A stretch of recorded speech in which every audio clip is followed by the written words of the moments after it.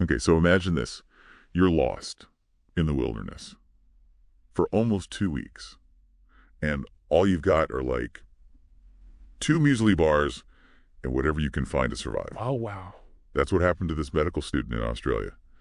It's a pretty crazy story. Yeah, I read about this. Sounds intense. Yeah, and it's, I think it brings up some pretty big questions about, how resilient humans can be. Like, what does it really take to survive when things get really rough? Definitely. I mean, you think about it, and it's kind of a reminder that, like, even with all our technology and everything, nature can still, throw some serious curveballs. Oh, yeah, for sure. So for this deep dive, we've got a few articles, some news reports about this guy.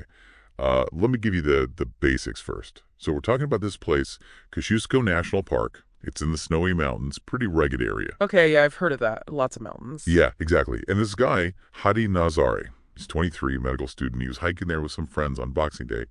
And, well, he got separated from the group, wanted to take some photos. Classic mistake. You get distracted by the scenery, wander off a bit. I know, right?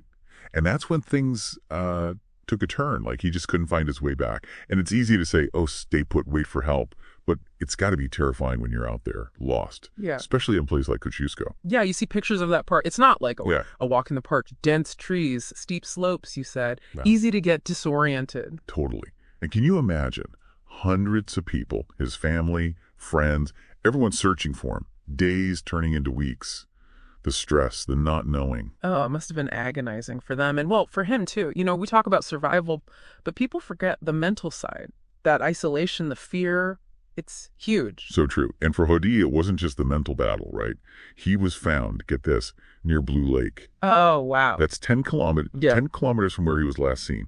Imagine, lost, no map, no real supplies, and he covered that much ground. It blows my mind. And it's not just walking, right? It's like climbing, scrambling. Who knows what he had to get through? It's insane. And hold on, this is the craziest part.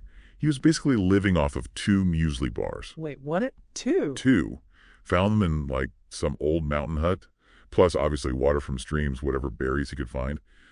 The resourcefulness is unbelievable. It is, but it also makes you think, like, how much of this is just pure luck? If he hadn't stumbled on that hut. Right. It's scary to think about. Makes you realize, though, knowing even a little about survival could be the difference. Edible plants, finding water, worth learning, Totally agree. Makes you question, like, what would I do in that situation? Could I even tell which plants wouldn't kill me? Haha.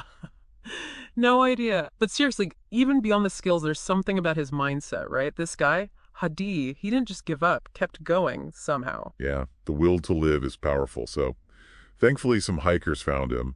He was obviously thirsty, exhausted, but alive. He actually called out to them. Can you imagine the relief? Oh, man, must have been like a scene from a movie. And from what I read, he was actually doing surprisingly okay health-wise. Yeah, the police superintendent, Andrew Spleet, the guy who was giving all the updates, he said Hadi was alert, talking. Like, his body held up pretty well. The human body's incredible when you think about it, how much it can endure. There's actually this footage of his family hugging him at the search base camp. Tears, joy, the whole thing. Powerful stuff. That feeling of connection, of being loved, I bet that kept him going on some level. It makes you think, right? So the police are going to interview him once he's out of the hospital. Yeah. But for now, it's just this amazing story. Human resilience at its best. Totally. Makes you wonder, though, what makes the difference in these situations. Luck, being prepared, some people just tougher mentally. It's a mystery. It really is. So here's something to think about after this whole thing. What would you rely on if you were in a Hadi's shoes? Like, what would get you through? What would keep you hoping? It's pretty deep when you really consider it.